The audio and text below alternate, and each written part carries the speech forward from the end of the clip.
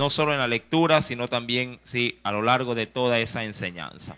Primer libro de Reyes, capítulo número 14. Primer libro de los Reyes, capítulo número 14. Amén. Vamos a leer, por favor, los 3 primeros versículos. Primera de Reyes, capítulo número 14, verso 1 al verso número 3. ¿Lo tenemos? Leemos pues la palabra del Señor y lo hacemos en el nombre del Padre, del Hijo y del Espíritu Santo. En aquel tiempo Abías, hijo de Jeroboam, cayó enfermo. Verso 2. Y dijo Jeroboam a su mujer: levántate ahora y disfrázate, para que no te conozcan que eres la mujer de Jeroboam. Y ve a Silo, porque allá está el profeta Ahías, el que me dijo que yo había de ser rey sobre este pueblo. Y toma en tu mano 10 panes y tortas y una vasija de miel, y ve a él, para que te declare lo que ha de ser de este niño. Hasta ahí la lectura de la palabra. Inclinemos nuestro rostro y oremos. Padre, en el nombre de Cristo Jesús, gracias por la oportunidad maravillosa que nos brindas al estar aquí primeramente en tu casa. Ministra, Señor, nuestras vidas. Reconoce, Señor amado, entre nosotros cuáles son nuestras necesidades, para que tu Espíritu Santo, oh Dios, pueda ministrar cada vida, cada corazón, cada alma, Padre, de la cual obviamente sabemos y reconocemos que estamos necesitados, faltos de ti. Espíritu Santo, que Cristo pueda ser glorificado en esta preciosa noche. Que en medio de tu Padre, en medio de tu pueblo, en medio de tus hijos, aún de los más pequeños, pueda existir también esa devoción e interés para poder aprender y poner por obra este precioso evangelio. Señor amado, ministranos pues conforme a tus misericordias, y que sea la gracia suya manifestándose poderosamente en medio de cada uno de nuestros corazones. Señor, te doy gracias en el nombre de Cristo Jesús. Amén y amén. Bien, primer libro de Reyes, capítulo número 14. Hemos leído verso 1 al 3, en el cual hemos podido encontrar dos factores importantes que nos van a servir para poder introducirnos en esta enseñanza. El primero de ellos, vemos nuevamente en escenario al rey Jeroboam, pero ya no en una faceta como liderando al pueblo para la adoración a esos falsos dioses que había levantado, que él mismo se había encargado de poner, tanto en Dan como en Betel, para que el pueblo no avanzara hasta Jerusalén, propiamente hasta el templo de Jerusalén. Esto, como usted ya lo sabe, lo hizo para desviar el corazón del pueblo, para que no se vaya con Roboam, sino que se quedase simplemente dentro de su perímetro, si lo quiero ver de esa manera, y no se vea afectado de que le pudiesen de pronto abandonar, como rey. En el capítulo 14 se nos hace saber que en ese tiempo, o cerca de ese tiempo en el cual un profeta había confrontado al rey. ¿Recuerda usted ese profeta que la Biblia se guarda su nombre, del cual dice la Escritura, le interpeló y de hecho lo sentenció por esa, justamente diríamos, blasfemia, hablando de cosas espirituales que estaba él provocando al llevar a la idolatría al pueblo? Por ese tiempo dice la Escritura que uno de sus hijos cayó enfermo. La Biblia no dice si es el primogénito, puede llegar a serlo, pero la Escritura nos hace saber el nombre de ese hijo. En aquel tiempo, Abías, hijo de Jeroboam, cayó enfermo. Y claro, como todo en las cosas de Dios, tienen propósitos. ¿Cuántos saben que en medio de una enfermedad Dios puede hacer que sus propósitos comiencen a trabajar con nuestras vidas? De hecho, muchos de nosotros, por medio de enfermedades, hemos podido reconocer el señorío de Cristo. ¿Cuántos vinieron a Jesús porque estaban en el mundo? O diríamos, estábamos antes de conocerle enfermos. Muchos de nosotros creo que han venido a una iglesia y han aceptado a Jesús a consecuencia de algún tipo de enfermedad. Ahora, cuando vamos a la escritura, este hijo enfermo va a provocar en Jeroboam, en el rey, sí, recordando que el reino de Israel estaba dividido en dos pedazos, el reino del norte y el reino del sur. Este hijo le va a hacer a él dar diríamos así, un giro a su vida. Sí, esta enfermedad que va a caer sobre su hijo le va a impulsar a Jeroboam a que llame a su esposa y le haga así hacer algo realmente o sumamente incómodo dentro del lugar donde él estaba gobernando. Buscar un profeta prácticamente en el reino del sur. Recordará usted que Jeroboam había levantado su propio sacerdocio. Él había levantado su propia forma de hacer culto, pero, oh sorpresa, no estaba satisfecho a la hora de la necesidad de querer consultar con alguno de ellos acerca de su hijo. De ahí que, como usted ve en el versículo número 2, es donde Jeroboam, tomando justamente ese dilema en el que él mismo se encontraba, le dice a su mujer: levántate y ahora también haz algo muy particular. Dice la escritura: y disfrázate. Ahora, ¿qué es un disfraz? De pronto tiene algún conocimiento previo acerca de esto. ¿Qué podría usted reconocer o entender cuando se habla de un disfraz? Pongo el significado.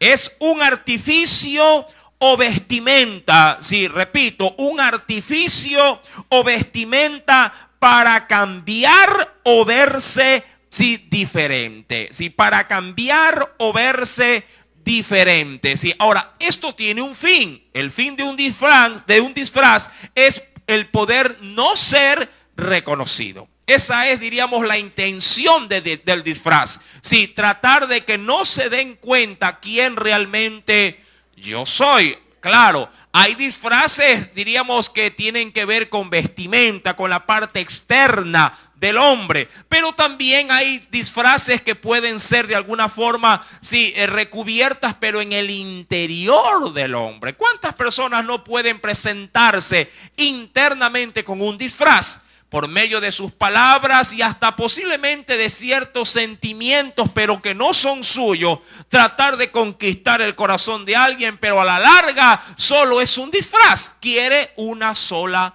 cosa y cuando la obtiene sale a relucir realmente lo que era.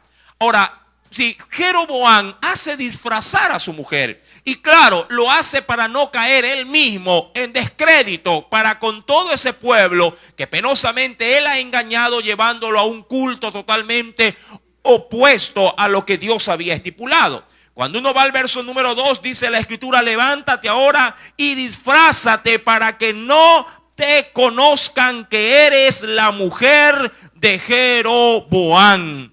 Y ve a Silo. Silo tiene un significado. Significa reposo. También hay otros que le reconocen como el Siloj o el enviado. Pero en este caso, al ser un nombre de una ciudad, su nombre significa reposo. Y esta pequeña ciudad, porque era una pequeña ciudad, era reconocida en medios como un lugar de adoración. Y que de hecho muchos de los profetas vivían ahí, porque antes era ahí donde se adoraba el nombre del Señor, antes de que se cree o se lleve a cabo el levantamiento en este caso del gran templo en Jerusalén.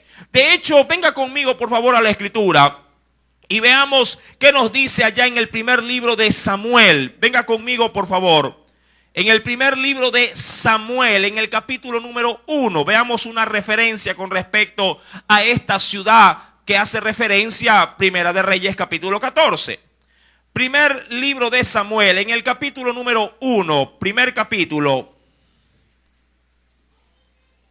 ¿Cuántos recuerdan, en este caso, el nacimiento de ese profeta? Tuvo un precedente bastante, diríamos, espectacular a la hora de las grandezas que Dios habría de demostrar. Usted se acuerda de Ana y Elcana, que eran los padres justamente ¿de quién? Del profeta Samuel.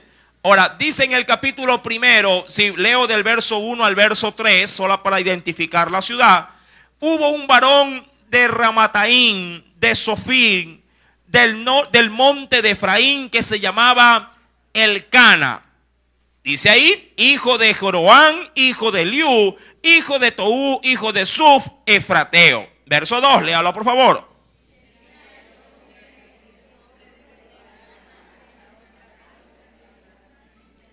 Ajá, y Penina tenía hijos, mas Ana no los tenía. Sí, versículo 3. Y todos los años, dice aquí, aquel varón, hablando del Cana, subía dice aquí, de su ciudad para adorar y para ofrecer sacrificios a Jehová. Dice, de los ejércitos, ¿en qué lugar o en qué ciudad? En Silo, donde estaban dos hijos de Elí, hablando del sumo sacerdote, y también Ofni y Fines, sacerdotes de Jehová. Entonces, este lugar propiamente era un lugar de adoración. Claro, ya no era un lugar frecuentado en los tiempos de Jeroboam, pero era un lugar que se denominaba como sagrado. Ahí vivía el profeta Ahías. Se parece al nombre del muchacho, que era Abías. Sí, este era otro personaje. Ahías, por cierto, era el profeta que en su debido momento le anunciaba a Jeroboam que él habría de obtener de parte de Dios 10 tribus, dentro de la nación de Israel. Cuando avanzamos pues a Primera de Reyes capítulo 14, vemos en el versículo número 2 que la disposición del rey, como para que su esposa pase desapercibida en esta situación, vaya disfrazada y le consulte al profeta allá en Silo, dice el verso número 2, porque allá está el profeta Ahías, el que me dijo que yo había de ser rey sobre este pueblo. Sí, ahora es importante ver en este texto bíblico que por lo menos Jeroboam reconocía en este caso al profeta que en su debido momento Dios había usado para poderle dar la bendición de haber obtenido ese gran, diríamos, mérito de liderar a las 10 tribus de Israel. Verso número 3, ¿con qué intención lo envía? Toma en tu mano 10 panes y tortas y una vasija de miel, y ve a él para que te declare lo que ha de ser de este niño. Ahora, aquí hay dos aspectos que analizar. El primero de ellos, ¿acaso Jeroboam quiere hacer algo semejante o similar a la propuesta que le hizo al profeta joven que luego terminó prácticamente muerto, comido, si no comido, sino asesinado? ¿Por qué? ¿O por quién en este caso?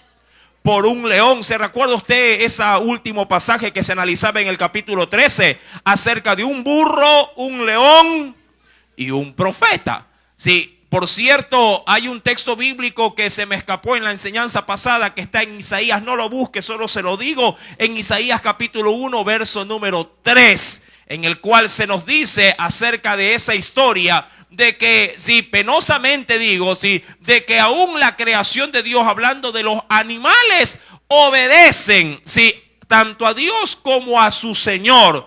Pero Israel, mi pueblo, no me reconoce, no me oye. Y esa es la verdad, mi amado hermano, que ahora vemos a Jeroboam queriendo, enviar a su mujer, pero no la quiere enviar con las manos vacías. ¿Querrá acaso Jeroboam sobornar al profeta Ahías o congraciarse con él? Bueno, esa la verdad no era la intención, ya que si bien es cierto, lo quiso hacer o pretendió hacerlo con el profeta que de alguna forma fue instrumento de Dios para que pues su mano pueda volver a ser restaurada, había una costumbre de todo judío cuando iba a consultar algo así, algún profeta. Venga conmigo por favor a la escritura, y acompáñeme mucho más atrás, allá en el primer libro de Samuel, pero en el capítulo número 9.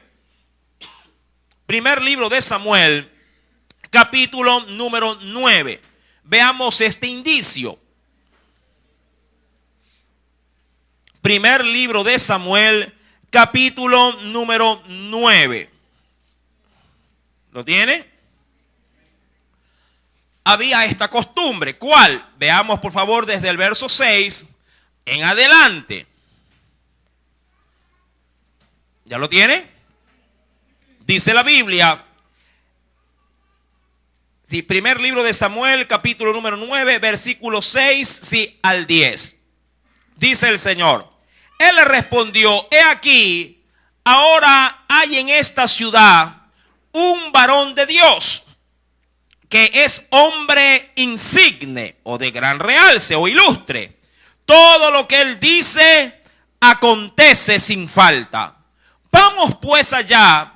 Quizás nos dará algún indicio acerca del objeto por el cual emprendimos nuestro camino. Antes de seguir leyendo, acoto al texto. En los versos anteriores usted va a reconocer de que se trata, diríamos, de un personaje muy, pero muy, conocido, muy preponderante, hablando de un hombre llamado Saúl. Saúl para aquel entonces todavía no era rey, era tan solamente un hijo más, sí, del cual tenía como oficio sacar, como lo hacía David en su debido momento, sí, al ganado para darle de comer. Pero le había acontecido algo a Saúl. Saúl, sin darse cuenta, sí, había perdido unos asnos que eran de su padre.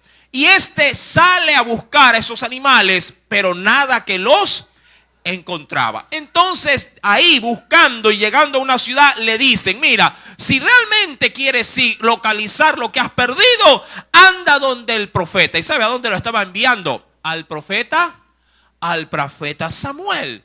Pero esta situación implicaba justamente la aplicación de una costumbre. Versículo número 7, sigo leyendo. Respondió Saúl a su criado: vamos ahora, pero ¿qué llevaremos al varón? Es decir, no podemos ir con las manos vacías. Claro, no es que el profeta cobraba, ¿sí?, o el vidente pedía algún tipo de recompensa. Era costumbre de ir a consultar las cosas del Señor a un servidor de él, pero era costumbre no hacerlo simplemente con las manos vacías. Verso número 7. Vamos pues ahora, pero ¿qué llevaremos al varón? Porque el pan de nuestras alforjas se ha acabado y no tenemos, dice aquí, que ofrecerle al varón de Dios. ¿Qué tenemos?, le dice al criado. Versículo número 8, léalo por favor.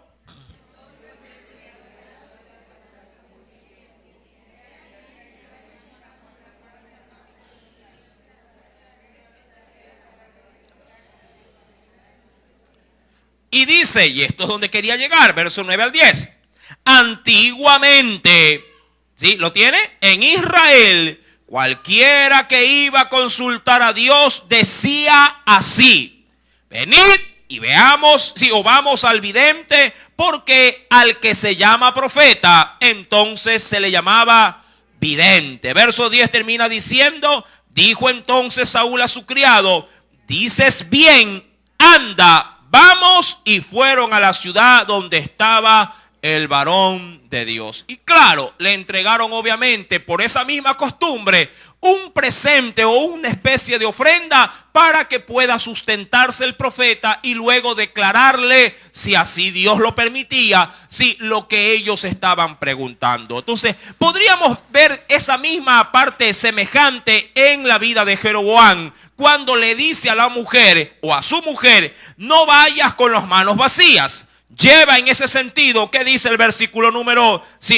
3? Toma de tu mano 10 panes y tortas, una vasija de miel, y ve a él para que te declare lo que ha de ser, dice acá, de este niño. Ahora, en esa última expresión me nace una duda.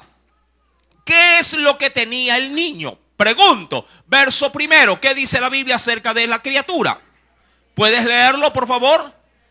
En aquel tiempo Abías, hijo de Jeroboam, cayó enfermo. Ahora, entre el estado de salud de su hijo a lo que le envía, en este caso, el rey a su mujer con ese niño, ¿qué nota usted de diferencia? O por lo menos, ¿qué logra encontrar que no le cuadra conforme a diríamos así, al buen entendimiento que Dios nos ha dado? Lea por favor del verso 1 solo la primera parte y luego lea la parte final del verso número 3. ¿Qué dice el texto?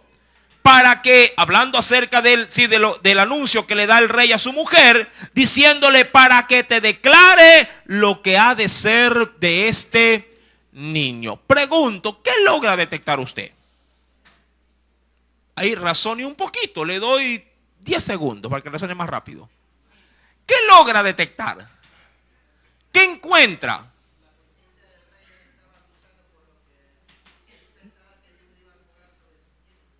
Bueno, podría ser que el rey hubiese pensado diciendo, aquí Dios me está haciendo pagar mi culpa. Bueno, puede ser una de las tantas, diríamos así, observaciones que uno puede distinguir. ¿Qué otra cosa más puede usted detectar? ¿Ah? Puede ser que el niño haya estado enfermo de muerte. Sí. ¿Qué otra cosa puede detectar? Mire con detenimiento las palabras del rey. La Biblia en el verso 1 declara la posición del muchacho. Estaba enfermo. Ahora, la Biblia no dice que el niño estaba gravemente enfermo, porque cuando la Biblia quiere remarcar eso, posiblemente sí lo hubiese registrado. Solo dice estaba enfermo. Verso número 3 nos dice, si anda donde el profeta, ve a él, le dice, para que te declare lo que ha de ser de este niño. Mi amado hermano, el rey quería saber el futuro del niño. No quería saber si el niño sanaría. Si hubiese sido ese el caso, así hubiera sido la orden. Anda, llévalo donde el profeta y di que sane al niño. O que por lo menos ore por el niño. Mi amado, él quería saber el futuro del niño. Trató al profeta cual adivino, no cual siervo de Dios. Mi amado hermano, aquí es algo, sí, diríamos impactante. Muchos están, cuando de cosas espirituales se refiere, están más interesados en saber o en reconocer el futuro de sus propias vidas antes de que reconocer una falta o una transgresión, sí, cometida, y claro, buscar a Dios en arrepentimiento. Hay quienes tienen más interés en querer saber qué será del día de mañana, en cómo está mi vida el día de hoy, en cómo realmente me conduzco, o si soy o no acepto hoy a los caminos de Dios. Mi amado hermano, es a la verdad un poco frustrante ver a este hombre entorpecido, a la verdad, con su forma de reaccionar frente a las situaciones que estaba viviendo. No fue y le dijo al profeta, mira, tú me pusiste por rey y quiero por lo menos que me perdones por lo que estoy haciendo. Claro, había conducido a toda una nación a la idolatría. Él era el responsable. Y posiblemente si él hubiese cambiado algo su actitud, posiblemente Dios hubiese tenido misericordia. Ahora, un dato adicional. Para este tiempo el profeta Ahías ya no era el profeta de antaño. Recordando que este profeta fue prácticamente como un buen sucesor, si se lo quiere ver de esa manera, sí, del profeta Samuel. Es decir, que para aquel entonces ya este profeta era un hombre sumamente avanzado en edad. Había estado durante o parte de todo el reinado de David y había conocido también a quién, a Salomón. Y ya la verdad, sí, estos habían fallecido. Mi amado hermano, este profeta era un profeta anciano, pero que si bien es cierto, la edad no le impedía ser un siervo de Dios, su cuerpo sí se había deteriorado. Dice la escritura más adelante, ya queriendo entrar en detalle de esta segunda parte, versículo número 4, la mujer hace obviamente lo que su marido le había ordenado, su rey se lo había ordenado. Y dice versículo número 4, y la mujer de Jeroboam lo hizo así. Y se levantó y fue justamente ¿a dónde? A Silo, posiblemente temerosa, escondida. ¿Para qué? Para que nadie le reconociera. La Biblia, mi amado hermano, sí, digamos, nos da estos detalles para poder sí, adentrarnos dentro de, en este caso, del suceso, para entenderlo en profundidad. Sí, verso 4, la mujer de Jeroboam lo hizo así, y se levantó y fue a Silo, y vino a casa de Ahías. ¿Y qué dice la Biblia? ¿Qué pasaba con Ahías? Y ya no podía ver a Ahías porque sus ojos se habían oscurecido. ¿A qué causa? A consecuencia de su vejez. Mi amado, no es, diríamos, la primera vez que podemos ver en la Biblia, sí, que un siervo de Dios a consecuencia de la edad, sí, perdiera su visión. De hecho, me recuerda tanto, y a la verdad fue tema de engaño, lo que hizo de pronto, ¿qué otro patriarca con respecto a una situación semejante en la vejez al quedarse sin la facultad de poder ver? ¿Quién? Jacob y Esaú. ¿Qué hizo Jacob? Justamente porque su padre quedó ciego en la vejez. ¿Hablando de quién? ¿Quién fue el padre de Jacob? ¿Quién? Isaac. Él también por su edad perdió la facultad de ver. Y su tacto era prácticamente sus ojos, juntamente con su olfato. Mi amado hermano, de esto pues obviamente podemos ver de que este profeta era un anciano, y un anciano en extremo. Ahora bien, dice la Biblia, versículo número 4, que sus ojos se habían oscurecido a causa de su vejez. Pero ojo, sus ojos, no su corazón. Amén. Un siervo de Dios puede deteriorarse con el pasar del tiempo en su cuerpo. Puede llegar a perder ritmo, puede llegar a perder fuerza, pero no puede llegar a perder su comunión con Dios. Amén. No puede ser un pretexto. Puede ser que el cuerpo se desgaste hasta el punto de ya no poder caminar hasta la iglesia, de ya no poder asistir a un evangelismo. Pero lo que no puede perder un hombre de Dios por su edad es la relación con su Dios. Y Ahías mantenía intacta su relación con Dios. Y eso lo demuestra los versos subsiguientes.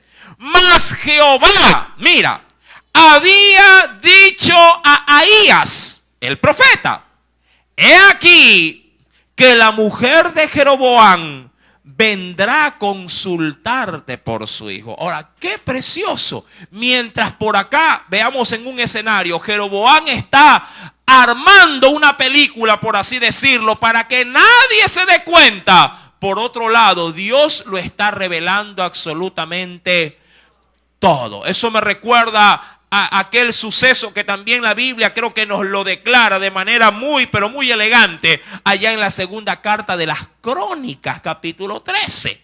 Sí, simplemente le doy la cita bíblica, pero relato de manera simplificada la historia. Ahí podemos ver al rey de Siria y a un profeta, un hombre llamado Eliseo.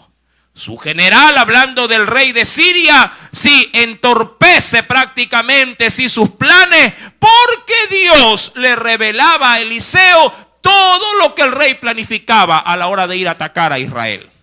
Prácticamente diríamos que el rey en oculto planificaba con sus generales: mira, vamos a ir por esta ruta, vamos a ir por este camino, así vamos a acorralarlo y le vamos a poner, de pronto un ejército, una parte de él al norte, otro al sur, en tal lugar y en tal lugar. Y ojo, Dios, que escudriña todo, iba a los oídos del profeta y les decía: mira, el rey de Siria ha dicho que va a ir a las 7 de la noche por este camino, va a coger estos hombres y los va a poner en este lugar, anda y cuéntaselo al rey. Y el profeta, bien mandado, iba y le decía al rey de Israel: el rey de Siria va a salir tal día, tal hora, tal lugar, no vayas por ese camino. Y esto Dios lo hizo tantas veces que el rey de Siria llegó a pensar y decir: ¿quién de ustedes me ha traicionado? Hablando de su propio, diríamos, cuartel general. Alguien de ustedes es un traidor. ¿Y por qué, mi rey? Porque alguien va y le dice al rey de Israel todos mis planes de batalla. Por ahí se levantó uno cansado de pronto hasta de querer perder hasta su propia vida en riesgo. Y dijo: no, mi rey, eso no está pasando. Todos somos fieles a ti. Lo que sucede es que en Israel hay un hombre de Dios donde el Señor le cuenta todo lo que tú dices en su recámara.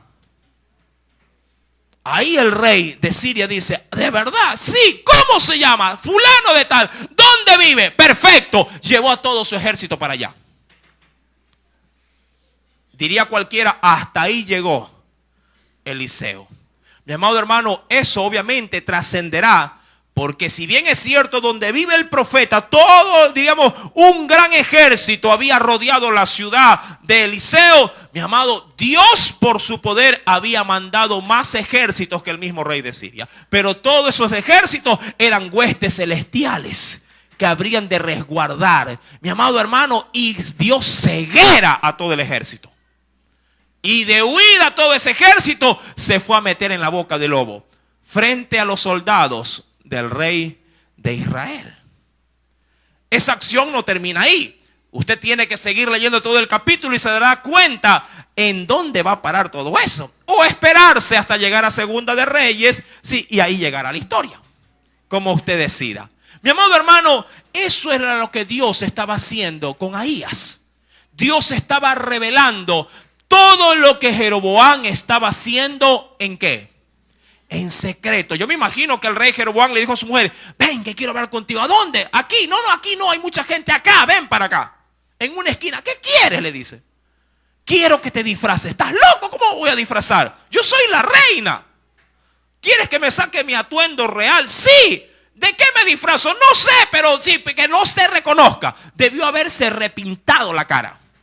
Debió haber usado la ropa de pronto más cholita del imperio. La cosa era que ya no se tenía que ver como reina, sino como alguien común y corriente, plebeyo. Y ahí, mi amado hermano, en esa condición, llevar a su hijo para irse ¿a dónde? A un lugar donde él antes lo desechaba. Porque igual internamente, por muy pecador que uno sea, internamente uno sabe que hay un Dios. Y uno reconoce que cuando está en pecado tiene que irlo a buscar, porque solo Él tiene la ayuda. El problema es que hay mucha gente obstinada en su pecado, que por más que conoce cuál es la medicina, no se la quiere tomar, porque sabe las implicaciones que esto, si diríamos, atrae cuando uno va a buscar de Dios. Mucha gente sabe que por el pecado está en el sitial que está, pero también sabe que debe de abandonar el pecado para poder acercarse a ese Dios. Y ahí es donde la gente sopesa y dice: pero yo sé lo que tengo. Mucha gente me dice: hermano, yo sé lo que tengo que hacer, pero ¿por qué no lo hace? ¿Por qué no lo hace?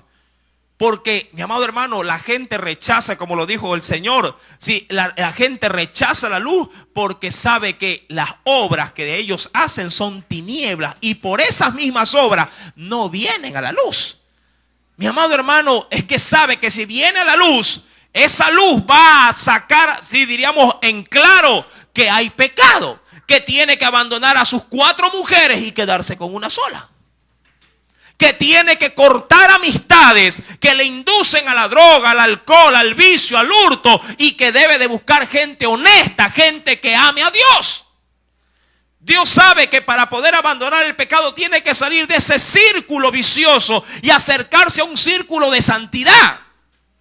Y eso la gente muchas veces, como sabe que le va a costar, no quiere reconocer su falta. Mi amado hermano, vemos pues a la mujer de Jeroboam, la mujer del rey. Sí, prácticamente ella, supuestamente, claro, sí, oculta, disfrazada. Gracias, diríamos que Dios no nos dice de qué fue disfrazada, pero podríamos darle libre rienda a nuestra imaginación respecto a ella. Pudo haber ido con bastón, pudo haberse puesto dentadura falsa, una tutuma en la espalda como una jorobada. No lo sé, pero algo sí sé. Dios le había dicho a su profeta: va a venir hoy la mujer del rey, sea como venga. Y ojo, él estaba físicamente ciego. Como cuando la madre detecta: yo no me fui contigo, pero huelo que vienes de otro lado. Ahí los muchachos como que se asustan. Oye, ¿quién te dijo? ¿Te dijeron algo? No sé, pero a mí ya me huele que vienes mal. Sí, algo vienes haciendo, ¿verdad? Las mamitas tienen ese don de parte de Dios. Sí, muchas no son profetas, pero tienen un sexto sentido. Y ellas detectan muchas veces cuando le mentimos, por ejemplo. Ahora, vemos en la palabra, mi amado hermano, verso número 5. Jehová le había dicho al profeta: he aquí que la mujer de Jeroboam vendrá a consultarte por su hijo, que está enfermo. Así y así le responderás. Es decir, que en ese así y así, que es tan chiquito, ya Dios le dijo todo lo que tenía que saber. Luego lo sabremos. Pero ahí Dios le dijo, mira, esto y esto será lo que tú le tendrás que decir a esa mujer. Verso número 5 termina diciendo, sí, así y así le responderás, pues cuando ella viniere, vendrá, le dijo Dios al profeta. ¿Qué le dijo? Vendrá disfrazada. Verso número 6. Cuando Ahías oyó el sonido de sus pies, al entrar ella por la puerta, mira, estaba ciego. Yo me imagino que la mujer llegó a Silo y preguntó, ¿dónde vive Ahías? Ahí. Pero me podrá recibir, pero es ciego. ¿Ella qué dijo ahí? ¿Qué pensó ella? Mejor aún, por gusto me disfracé. ¿Sí? El primer involucrado en todo esto era ¿quién para que no la reconozca? El profeta, y como no el pueblo también, de donde ella venía. Versículo número 6, ¿sí? Cuando Ahías oyó el sonido de sus pies, al entrar ella por la puerta, dijo, el profeta le dijo, entra. Ella estaba tocándolo más. ¿Y qué le dijo? Entra, mujer de Jeroboam. Ay, mamá, dijo ella. Me descubrió. ¿Qué le dieron a este hombre?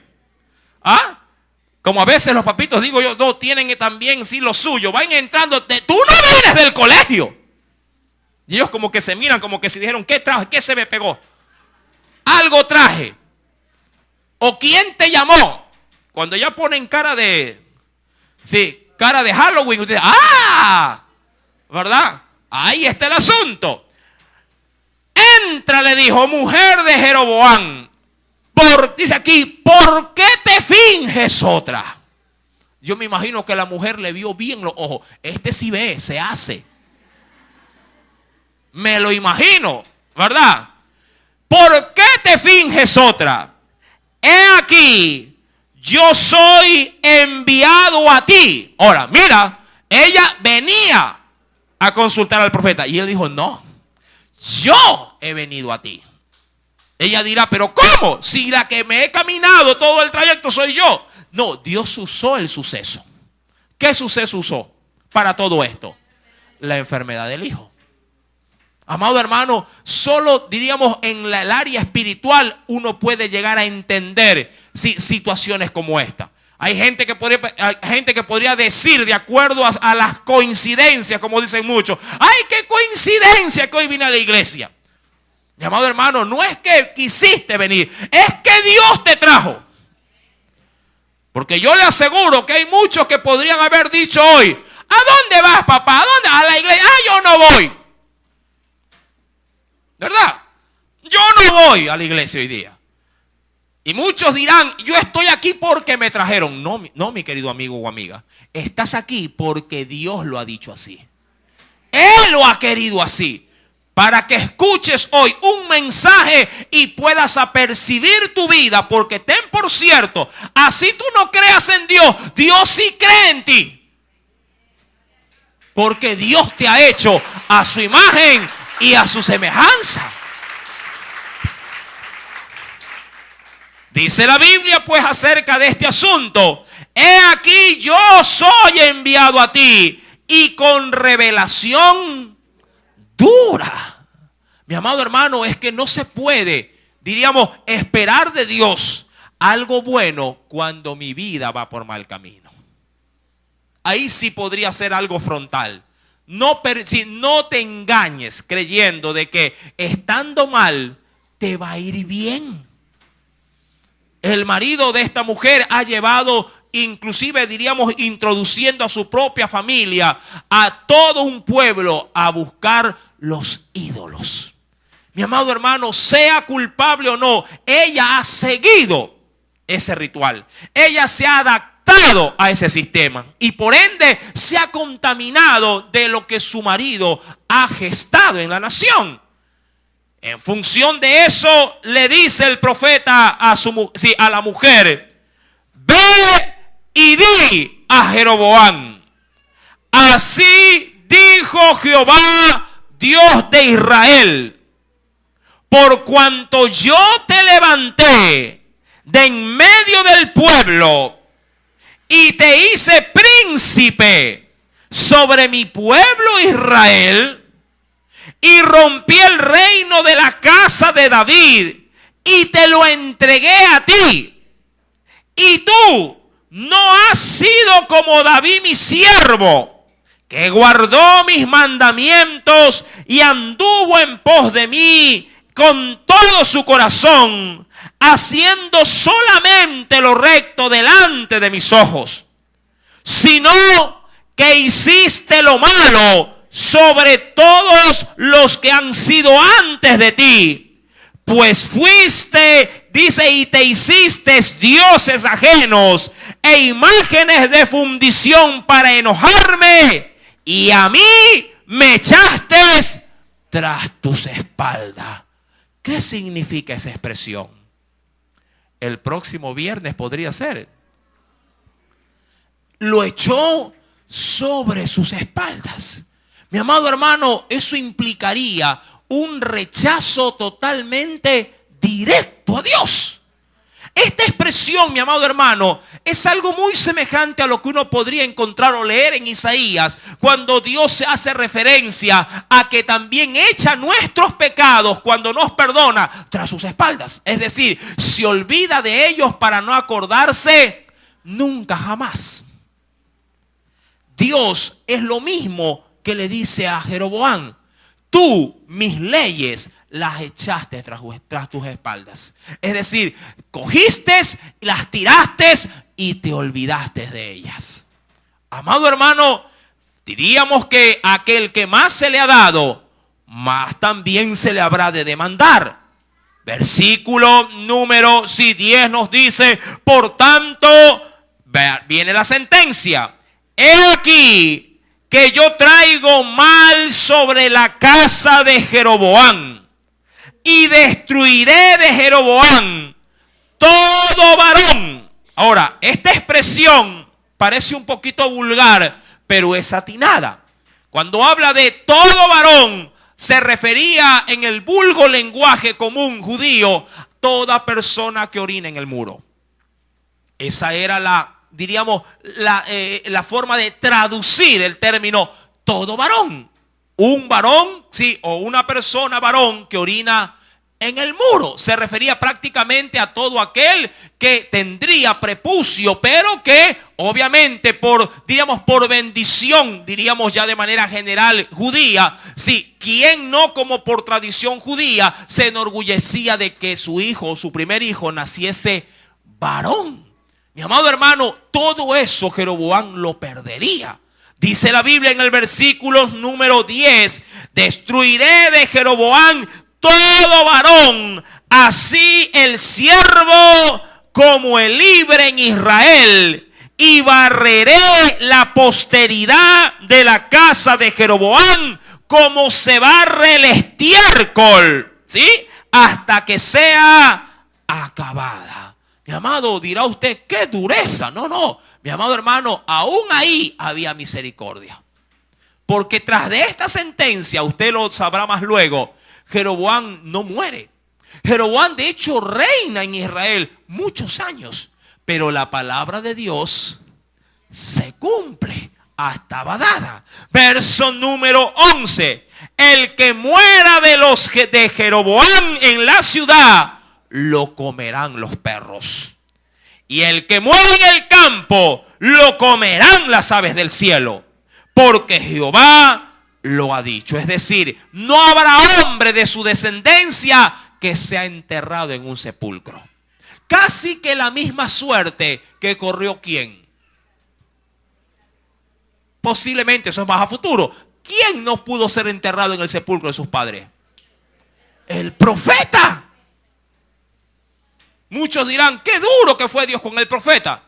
Mi amado hermano, Dios le quiso dar al rey tiempo. ¿Para qué?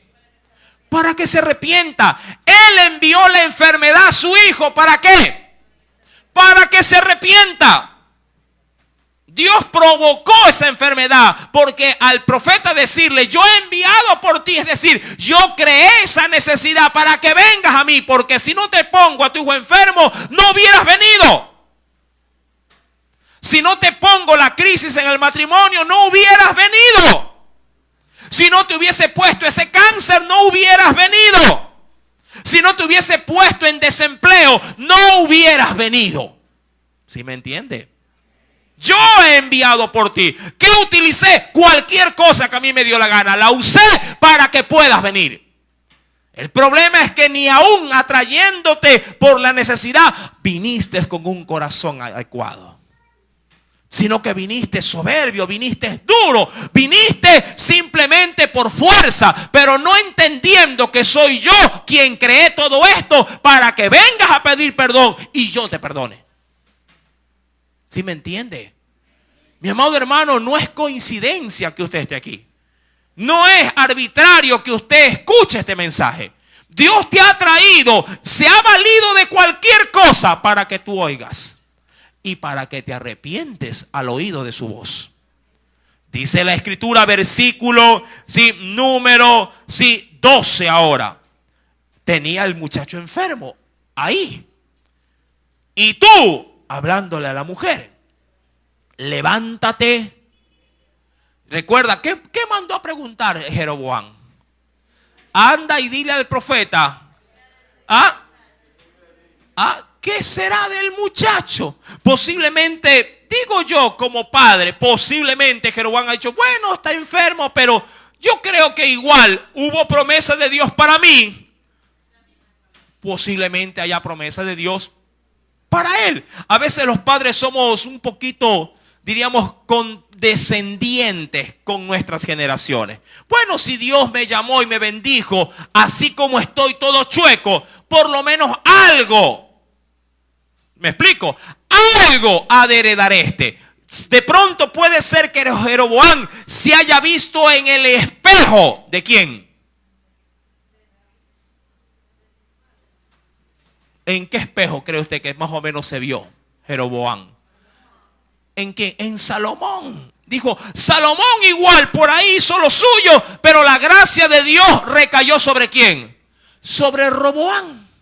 Y aún sobre Roboam Dios había prometido que aún de sus lomos seguiría abriendo descendencia. Jeroboam dijo lo mismo. Si Dios hizo con él así, conmigo también. A veces nos escudamos tras estas falsas promesas. Pero si el hermano también es chueco para hacer, vive como le da la gana, igual Dios lo prospera. Que si así lo hace con él, también que lo haga conmigo. No te engañes, amado hermano. Dios no puede ser burlado. Todo lo que sembramos en nuestra carne, lo cosechará en la carne. Y de la carne lo único que se puede esperar es destrucción y muerte. Mi amado, no pienses o no creas que las mismas misericordias que Dios tenga con fulano puedan ser con sutano. Dios es soberano a la hora de hacer las cosas. Esto es como la sanidad que Dios quiere impartir. Dios sana al que le da la gana sanar. Mi amado hermano, Dios es soberano a la hora de hacer, diríamos, sus misericordias. Hoy día salíamos y orábamos por una hermana y decíamos, bueno, Señor, está en tus manos. Y fuimos a orar por otra y salió levantando. Digo, Señor, esto es una locura. Sana a quien quiere sanar. Amén. Dios hace las cosas como a Él le place hacer las cosas. Y Dios quiere ser misericordioso con quien Él quiere ser misericordioso. No te pongas en la lista de los demás. Mírate como Dios te ve de manera muy particular. Si estás mal, haz lo que la palabra me dice que debo de hacer cuando me encuentro mal. Correr al arrepentimiento para poder encontrar de Dios el oportuno socorro. Porque no siempre tendré la oportunidad de tener mis 5 sentidos para poder reconocer mi pecado y decirle a Dios, perdóname. Hoy hacía una visita y la verdad me impactó mucho. Mi amado hermano, hay una vida que está mermándose poco a poco por el VIH. Y dentro de esa, obviamente, enfermedad catastrófica, como usted ya lo sabrá, se deteriora poco a poco.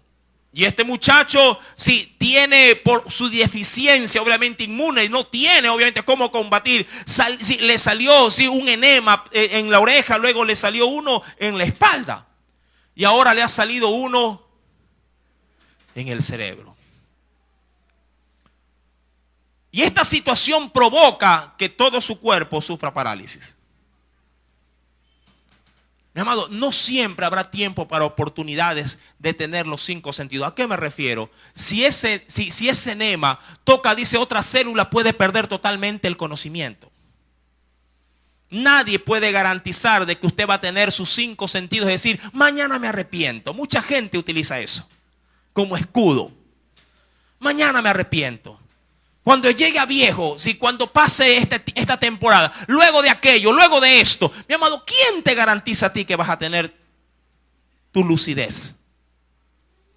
Si Dios ha provocado que escuches este mensaje, es eso. Él lo ha provocado para que vengas arrepentido.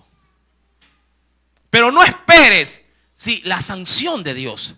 Espera mejor las misericordias de Dios. Si estás en pecado, amado hermano, arrepiéntete del pecado. Reconoce tu falta. Dile, Señor, he jugado sucio contigo. He conducido, porque así hizo Jeroboam. Condujo a todo un pueblo a la idolatría. ¿Cuántas veces un padre puede conducir a toda la familia a la idolatría? ¿Me explico?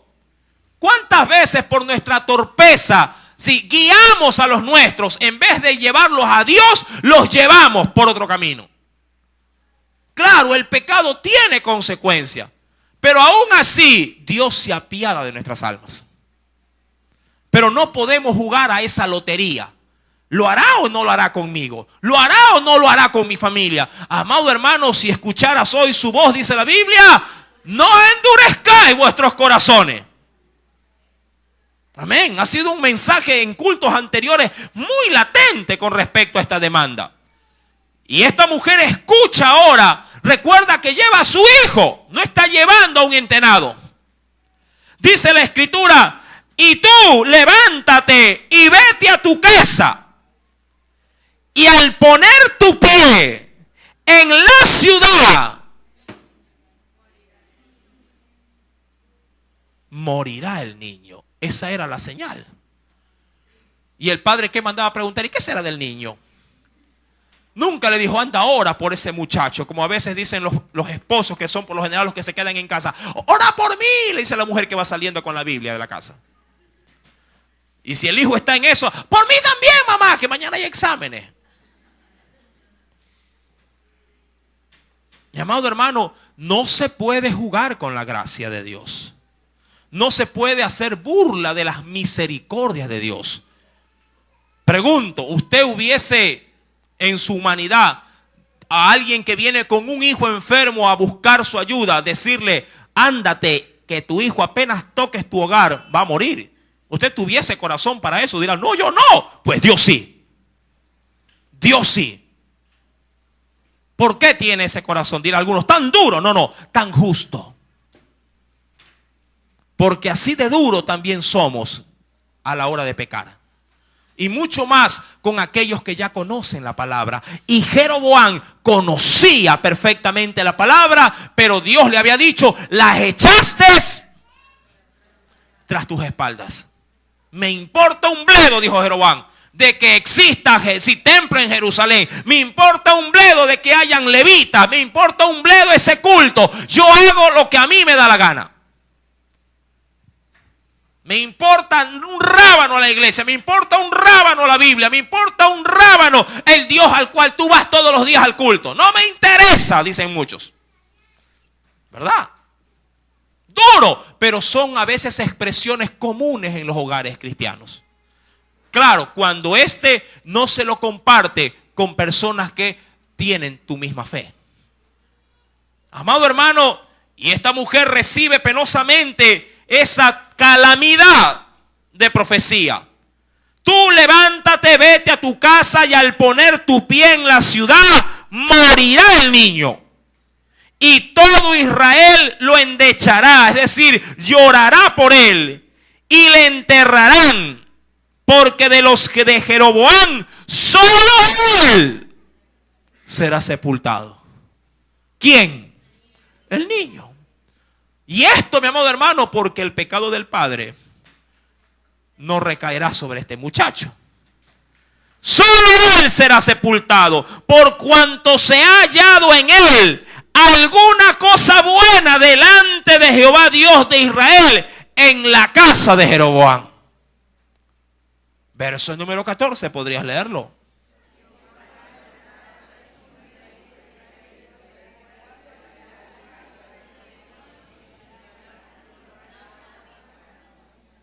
Jehová sacudirá a Israel al modo que la caña se agita en las aguas, y él arrancará a Israel de esta buena tierra que había dado a sus padres, y los esparcirá más allá del Éufrates. Eso ya profetizándole, ¿qué cosa? Porque eso pasaría, sí, 500 años más tarde. ¿Qué cosa? Los cautiverios acerca de las naciones que vendrían, hablando de un Babilonia, de un imperio asirio, un imperio medo-persa. Los arrojará más allá del Éufrates, por cuanto han hecho sus imágenes de acera, enojando a Jehová. Y él entregará a Israel por los pecados de Jeroboam, el cual pecó y ha hecho pecar a Israel. Entonces, verso 17, la mujer de Jeroboam se levantó y se marchó. Ahora bien, yo pregunto, ¿qué hubiese hecho usted? ¿Ah? ¿Qué habría hecho usted teniendo a su hijo en brazos ahí? Hubiera pedido misericordia. La mujer se levantó, se marchó y vino a Tirsa, que era la ciudad. Y entrando ella por el umbral de la casa, el niño murió. Y lo enterraron y lo endechó todo Israel conforme a la palabra de Jehová, la cual él había hablado por su siervo el profeta Ahías.